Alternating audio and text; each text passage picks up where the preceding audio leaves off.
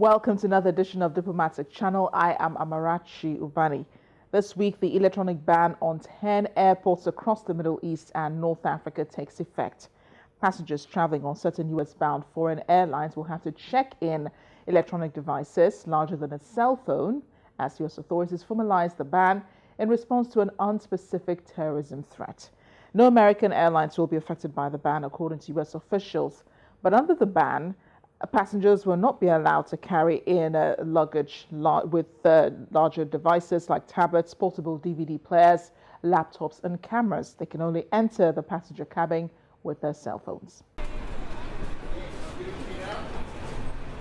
The ban does not prevent people from carrying their laptops and bigger electronic devices. Just that they cannot carry them into the passenger cabins.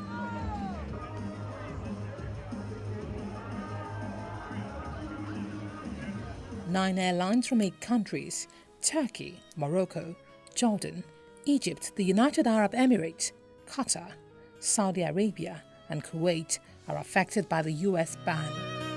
They operate about 50 flights a day to the United States.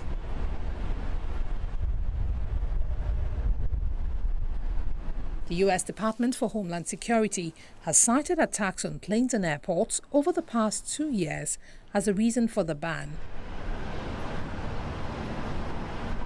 It said bombs had been hidden in such items as a soft drink can used in the downing of a Russian airliner over Egypt in October 2015. More than 200 people were killed in that attack. They also cited the laptop used in the unsuccessful Somali attack last year.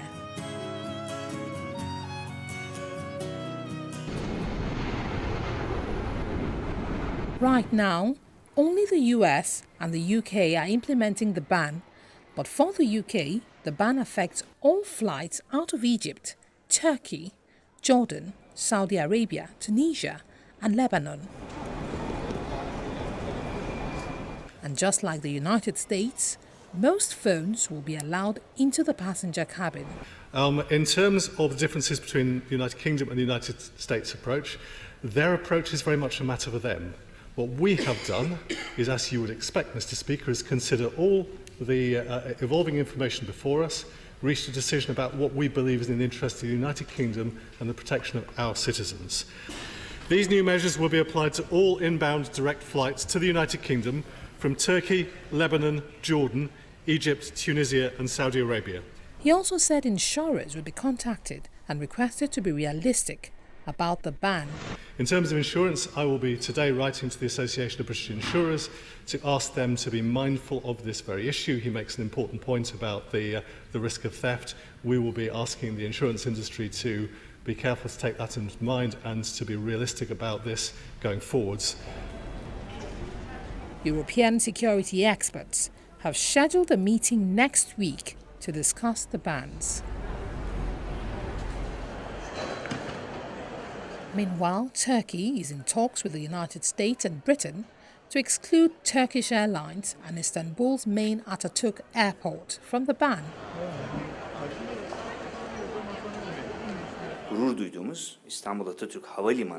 Our efforts continue to exclude Istanbul's Atatürk airport, which we are very proud of, from the ban. We continue to hold talks not only with the United States, but also with Britain, which might execute a similar practice. Turkish Airlines started to implement the ban on Saturday. It introduced a service letting customers use laptops and tablets until they board flights leaving Atatürk Airport before placing them in hold suitcases by airport officials. The bans have led to discontent and complaints from passengers at the airport. This airport is so secured. The security level is so high compared to other airports in the rest of this part of the world. So why doing that from here? If you say like this, you will say everybody it can be terrorist. It's not respectful for people and for Turkish people. I think it's not good.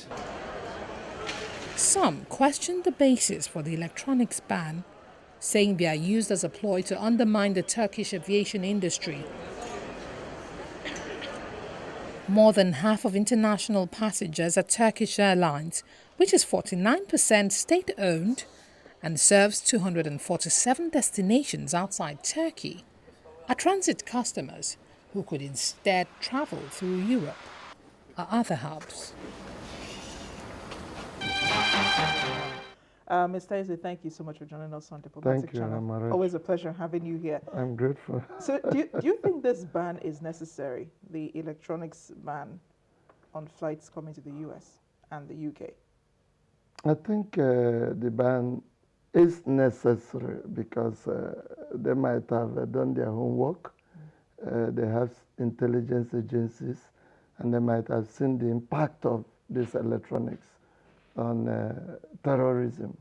I mean, because some people, while they're in the plane, they continue to manipulate gadgets, and you know, anything can happen. So I think it's not forever. Let's see how it plays out. Now, Turkey feels that this ban is targeted at its largest airports, and it has flights going to at least to more than 200 destinations. So is it possible that the UK and the US could use this electronics ban as to express diplomatic displeasure at Turkey? It's possible, but I don't think it should be reasoned that way, because not only Turkey is involved. At least 10 countries are involved. Some are in North Africa, some are in the other parts of the Middle East. So why is Turkey singling itself out? And again, Turkey, the sick man of Europe, has started behaving very badly. It called the Netherlands Nazi fascists and all that. And the other day it called the Swiss ambassador in for questioning. And Turkey is just harassing the whole of Europe. So I wonder